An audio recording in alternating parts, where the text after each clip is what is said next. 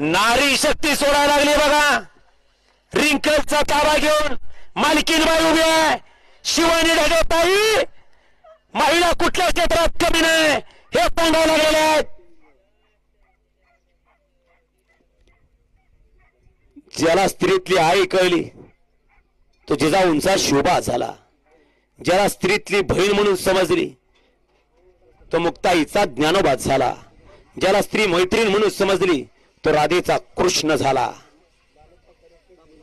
अशी एक स्त्री नारी शक्ती शिवानीताई ढगे रिंकलचा ताबा घेऊन सोडलेला. आता अभिनंदन आहे. नारी हम किसी से कम नहीं. 3 मिनिटं बाकी आहे बघा 5 वाजायला. सेमीवाले मार्गस्थ व्हा.